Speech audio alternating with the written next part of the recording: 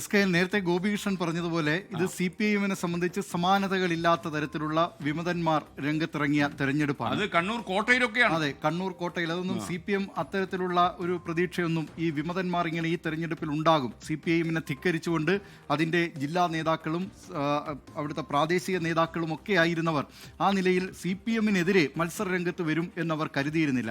സംസ്ഥാന നേതാവായ G. സുധാകരൻ അമ്പലപ്പുഴയിൽ സ്വതന്ത്രനായി മത്സരിക്കുന്നു. പയ്യന്നൂരിൽ V. കുഞ്ഞികൃഷ്ണൻ, നേരത്തെ CPMന്റെ ഏരിയ സെക്രട്ടറിയും ജില്ലാ കമ്മിറ്റി അംഗവുമായിരുന്ന V. കുഞ്ഞികൃഷ്ണൻ ധനരാജ് രക്തസാക്ഷി ഫണ്ട് അതും മുൻനിർത്തിക്കൊണ്ട് അവിടെ പ്രചാരണം നടത്തുന്നു. അതുപോലെ TK ഗോവിന്ദൻ മത്സര രംഗത്തുണ്ട് തളിപ്പറമ്പിൽ. അങ്ങനെ ഈ നിലയിൽ പ്രധാനപ്പെട്ട നേതാക്കൾ. ഇത് കൂടാതെ തന്നെയുണ്ട് SKN. പാർട്ടി വിട്ടുപോയി ഇത്തവണ മത്സരിക്കുന്ന മറ്റു ചിലരുണ്ട്. അതിൽ S. രാജേന്ദ്രൻ ദേവികുളത്തെ നേരത്തെ MLA ആയിരുന്നു. CPMന്റെ ഇടുക്കിയിലെ പ്രധാനപ്പെട്ട നേതാവായിരുന്നു. ഐഷ പൂറ്റി കൊല്ലത്ത് മത്സരിക്കുന്നുണ്ട്. PK ശശി ഒറ്റപ്പാലത്ത് കോൺഗ്രസിന്റെ സ്ഥാനാർത്ഥിയായി തന്നെ അവിടെ കോൺഗ്രസിന്റെ പിന്തുണയോടുകൂടി മത്സരിക്കുന്നുണ്ട്. ഈ നിലയിൽ നിരവധി പേർ, A. സുരേഷിനെയൊക്കെ മാറ്റി നിർത്താം, അത് ഒരു നേതൃതലത്തിലേക്ക് എത്തിയിട്ടില്ല എന്ന് പറയാം. പക്ഷേ ഇത്രയധികം നേതാക്കൾ മത്സരരംഗത്ത് CPMനെതിരെ, CPMൽ പ്രവർത്തിച്ചിരുന്നവർ, ഒരു കാലത്ത് തോളോട് തോൾ ചേർന്ന് നടന്നവർ, അവരൊക്കെ ഇത്തവണ പരസ്പരം എതിരെ മത്സരിക്കുന്നു എന്ന സവിശേഷതയുണ്ട്.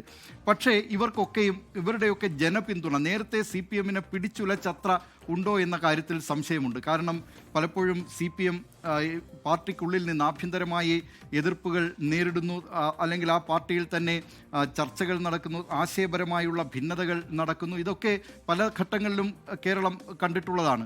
അത് ഏറ്റവും ഒടുവിലായി എന്ന് പറയാവുന്ന തരത്തിൽ MVR CPMനെ വെല്ലുവിളിച്ച് പുതിയൊരു പാർട്ടി ഉണ്ടാക്കി CMP രൂപീകരിച്ച് പോകുന്നു. KR ഗൗരിയമ്മ JSS രൂപീകരിച്ച് പോകുന്നു. അങ്ങനെ പല നേതാക്കളും CPMനെതിരെ മത്സരരംഗത്ത് വന്നിട്ടുണ്ട്. അവരിൽ പലരും വിജയിച്ചിട്ടുണ്ട്, പരാജയപ്പെട്ടിട്ടുമൊക്കെയുണ്ട്.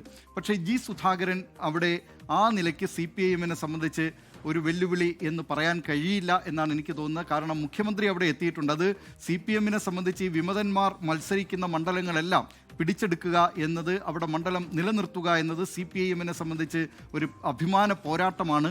അതുകൊണ്ട് തന്നെ മുഖ്യമന്ത്രി ഉൾപ്പെടെയുള്ള നേതാക്കൾ അവിടെ CPMന്റെ സംസ്ഥാന സെക്രട്ടറി MV ഗോവിന്ദൻ കഴിഞ്ഞ ദിവസം ആലപ്പുഴ ജില്ലാ കമ്മിറ്റിയിൽ പങ്കെടുത്തുകൊണ്ട് നൽകിയ നിർദ്ദേശം, ഒരു അലസതയും ഈ മണ്ഡലത്തിൽ അമ്പലപ്പുഴയിൽ പാടില്ല എന്നാണ്. ഏതെങ്കിലും തരത്തിലുള്ള പ്രവർത്തകരുടെ അലസത അത് G. സുധാകരന്റെ വിജയത്തിന് വഴിയൊരുക്കുമെങ്കിൽ അത് ഒഴിവാക്കണമെന്നാണ്. അതുകൊണ്ട് തന്നെ ഈ ചരിത്രത്തിൽ ധാരാളം സംഭവങ്ങൾ. 84-ൽ TK ഹംസ ഇതുപോലെ തന്നെ ആര്യാടൻ മുഹമ്മദിനെതിരെ വിമതർ വിജയിച്ച ചരിത്രമുണ്ട്. രാഘവനെ പറഞ്ഞു വിമതരുടെ കാര്യമാണ് പറഞ്ഞത്. അല്ല, ഞാൻ പറഞ്ഞത് വിമതർ ജയിച്ചിട്ടുണ്ട്. സ്വതന്ത്രനായി ഒരു മുന്നണിയുടെയും പിന്തുണയില്ലാതെ ജയിച്ച് ചരിത്രമൊക്കെ ഉണ്ട്. ഞാൻ പറഞ്ഞത് CPIഎമ്മിനെ സംബന്ധിച്ച് ആ പാർട്ടിയുടെ സംവിധാനം അനുസരിച്ച് MV രാഘവൻ അതൊക്കെ പാർട്ടി പുറത്തുപോയി ഒരു പുതിയ പാർട്ടി രൂപീകരിച്ച് അവർ മത്സരിക്കുകയായിരുന്നു. ഇതേപോലൊരു ഒരു സ്വതന്ത്രന്റെ പരിവേഷത്തിലുള്ള ഒരു ഭീഷണി CPMന് അവർക്കാർക്കും ഉയർത്താൻ കഴിഞ്ഞിട്ടില്ല. അതുകൊണ്ട് CPM ഇത് ഗൗരവമായിട്ടാണ് ഈ മത്സരത്തെ കാണുന്നത്. പക്ഷേ ആ നിലയിൽ CPMന് ഒരു വെല്ലുവിളിയാകും എന്നെനിക്ക് തോന്നുന്നില്ല.